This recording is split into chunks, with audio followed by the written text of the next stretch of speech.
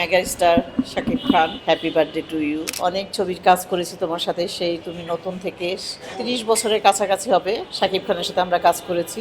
আল্লাহ তোমাকে আরো ভালো করুক, আরো ভালো থাকো। শাকিব খান একজন গুড অ্যাক্টর, ভালো অভিনয় করে। আমি যখন তাকে দেখেছি তার অভিনয় এবং ফাইট, ডান্স সবকিছু মিলিয়ে নাম্বার ওয়ান। একটা হয়তো বা ভুল করে ফেলেছি, হয়তো বা সে দেখছে খুব ট্যালেন্ট, তো সে একটু মিসকে মিসকে হাসতো, এগুলো অনেক ফলো করেছি আমি অনেক সময়। আমি আবার জিজ্ঞেস করতাম, কি ছোট ভাই ঠিক আছে তো? হ্যাঁ আপা, আপা ঠিক আছে। শাকিব খানের একটা ছবি খারাপ গেছে দেখে কি সামনের ছবি খারাপ যাবে? এটা কোনো কথা? হতেই পারে, এটা 10টার মধ্যে একটা খারাপ হতেই পারে। শাকিব খান অলওয়েজ আমাকে রাবু আপু বলতো। আমাদেরকে নিয়ে যারা সিনেমা বানাতো সেই সব ডাইরেক্টরদের হাতে এখন সিনেমা নাই। যদি আমাদের ফিল্মের লোক কাজ করে অবশ্যই আমাদেরকে ডাকে, আমাদেরকে নিয়ে কাজ করে। আমার অডিয়েন্সদের বলবো, আমি এখন মাঝে মধ্যে ছবি করা হয়, বেশিরভাগ এখন নাটকে কাজ করা হয়। তা আপনারা নাটক দেখবেন। এখন আমি আমার হাজবেন্ড, আমার সন্তানদের থেকে সাপোর্ট পাই। বলো তুমি যতদিন পারো করো, অসুবিধা নেই। যেদিন খারাপ লাগবে করবা না। কিছু কিছু মানুষের জন্য এখন মিডিয়াটারে খারাপ ভাবাটা উচিত না। আমাদের film mega star Shakib Khan, তাকে শুভ জন্মদিন জানাচ্ছি। Happy birthday to you. তোমার দীর্ঘজীবী কামনা করি এবং তোমার সুস্থতা কামনা করি। তুমি ভালো থাকো, সুস্থ থাকো। অনেক ছবির কাজ করেছি তোমার সাথে, সেই তুমি নতুন থেকে এই পর্যন্ত। আল্লাহ তোমাকে আরও ভালো করুক, আরও ভালো থাকো, আরও ভালো কাজ করো। এই আমাদের এই দোয়াটাই সবসময় থাকে। আর সাকিবের জন্য তো অবশ্যই। অনেক ছবি করেছি, আজকে প্রায় 30 বছরের কাছাকাছি হবে শাকিব খানের সাথে আমরা কাজ করেছি। আর এত অভিজ্ঞতা তার সাথে আমাদের, বা এত কাজের অভিজ্ঞতা আছে যে বলে শেষ করা যাবে। শাকিব খান একজন গুড অ্যাক্টর, ভালো অভিনয় করে। তার ভিতরে এই জড়তাটা কখনোই ছিল না। এবং আমি যখন তাকে দেখেছি তার অভিনয় এবং ফাইট, ডান্স সব কিছু মিলিয়ে নাম্বার ওয়ান। আর তখনই বলেছিলাম যে এই ছেলেটা একদিন ভালো কিছু করতে পারবে, এবং সে ঠিকই তার জায়গা মতো সে নিয়ে গেছে।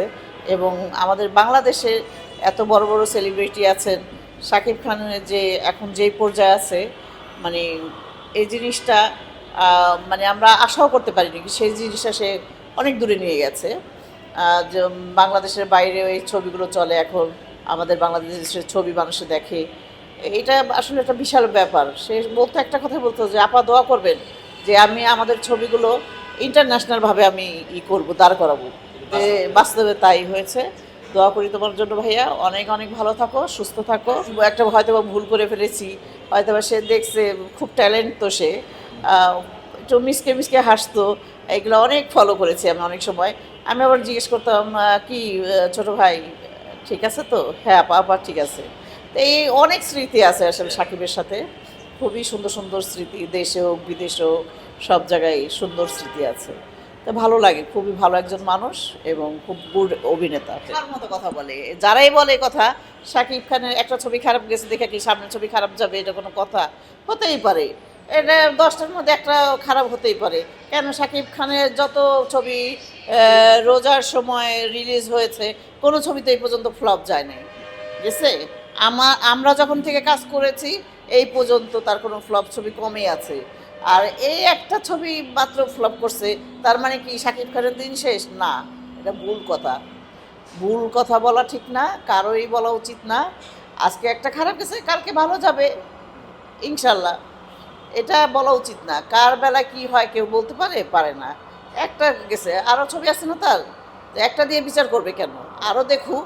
শাকিব খানের এখন এই জায়গা তো ডাইরেক্টরের যে কাজ করছে তারও তো ভুল হইতে পারে, তার গল্পেরও তো ভুল থাকতে পারে, বা তাদের ওরকম হয়তো মেকিং করতে পারে নাই, বা আছে বিভিন্ন প্রবলেম হইতে পারে।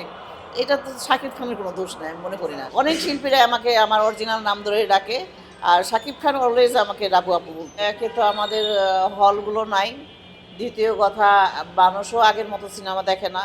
আর আমাদেরকে নিয়ে যারা সিনেমা বানাতো সেই সব ডাইরেক্টরদের হাতে এখন সিনেমা নাই। এখন যারা কাজ করতেছে তারা মিডিয়ার ডিরেক্টররা বা প্রযোজকরা কাজ করতেছে, আমাদের ফিল্মের প্রডিউসাররাও কাজ করতেছে না, আর ফিল্মের ডাইরেক্টররাও কাজ করতেছে না। তারা আমাদেরকে নিত, আর মিডিয়ার লোকেরা তো মিডিয়ার আর্টিস্টের টানে, আমাদেরকে টানে না। তো সেই জায়গায় তো ওইখানে তো আর বলার কিছু নাই।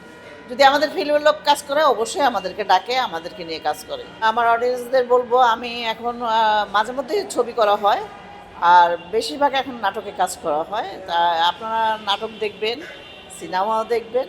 অবশ্যই সিনেমা দেখলে, নাটক দেখলে আপনারা অনেক কিছু শিখতে পারবেন, বুঝতে পারবেন ভালো কোনটা, মন্দ কোনটা।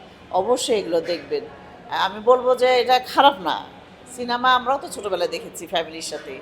তা আপনারাও দেখবেন আপনাদের ফ্যামিলিকে নিয়ে। অবশ্যই ভালো কিছু দেখবেন। যেটা খারাপ মনে হবে দেখবেন না। তো আমি যখন আনম্যারিড ছিলাম তখন আমার বাবা-মার থেকে আমি সাপোর্ট পেতাম। এখন আমি আমার হাসব্যান্ড, আমার সন্তানদের থেকে সাপোর্ট পাই। বলো তুমি যতদিন পারো করো, অসুবিধা নেই। যেদিন খারাপ লাগবে করবা না। কিছু কিছু মানুষের জন্য এখন মিডিয়াটারে খারাপ ভাবাটা উচিত না। এটার মধ্যে ভালো আছে, মন্দ আছে। আপনি যদি মন্দ দিকে যান তাহলে মন্দ হবে, আর ভালো দিকে থাকলে অবশ্যই ভালো হবে।